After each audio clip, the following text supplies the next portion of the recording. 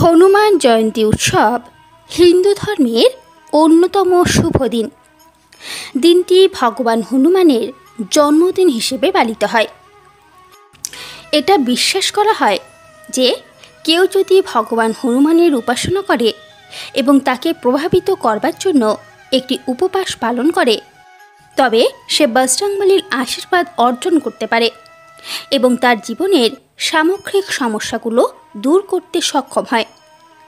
ভগবান হনুমান হলেন শক্তি ও বুদ্ধির দেবতা।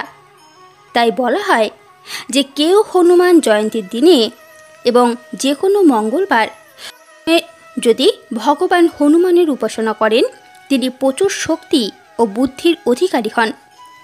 অবশ্যই বজরংবলীর আশীর্বাদ নেতিবাচকতা দূর করতে পারে এবং এই হনুমান জয়ন্তীর দিনে যদি আমরা নিষ্ঠা সহকারে ব্রত রেখে বজরংবলীর পূজা অর্চনা করি, তার ব্রত কথা শ্রবণ করতে পারি, তাহলে জীবনের সমস্ত সংকট মোচন হয়। এবং আজ আমরা এই ভিডিওর মাধ্যমে এই হনুমান জয়ন্তীর বিশেষ দিনে হনুমান জয়ন্তীর ব্রত কথা শ্রবণ করব। আশা করছি আজকের এই তথ্য আপনাদের ভালো লাগবে এবং আপনাদের সকলকে জানাই আমাদের এই চ্যানেলে আরও একবার সুস্বাগতম এবং হনুমান জয়ন্তীর শুভকামনা। চলুন এবার হনুমান জয়ন্তীর ব্রত কথা শ্রবণ করা যাক। একদা এক ব্রাহ্মণ তার স্ত্রীর সাথে থাকতেন।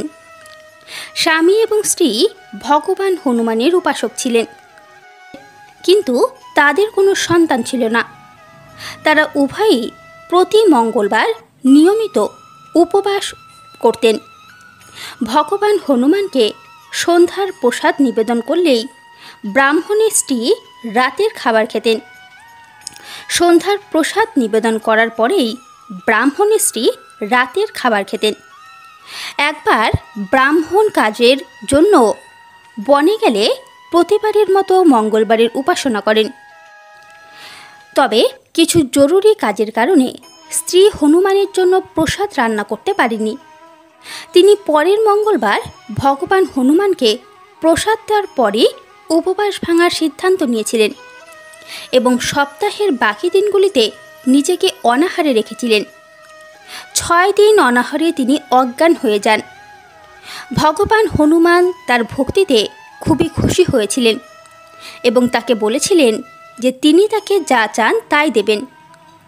তিনি একটি পুত্র কামনা করেছিলেন এবং তারপর একটি সুন্দর ছেলের আশীর্বাদ পেয়েছিলেন, যার নাম ছিল মঙ্গল। একদিন ব্রাহ্মণ বন থেকে ফিরে এসে শিশুটিকে দেখে অবাক হয়ে গেল। তিনি সন্দেহ করেন যে তার স্ত্রী তার সাথে প্রতারণা করেছে এবং তার বাড়ির পাশের একটি কূপে ডুবিয়ে দিয়েছেন সেই বাচ্চা শিশুটিকে। কিন্তু তিনি শিশুটিকে ডুবিয়ে বাড়ি ফিরে দেখেন যে সেই শিশুটি বাড়িতে হাসতে হাসতে লুটিয়ে পড়ছে এবং এটি দেখে তিনি অবাক হন এবং বুঝেন এই সব কিছুই হনুমানের কৃপার ফল। এবং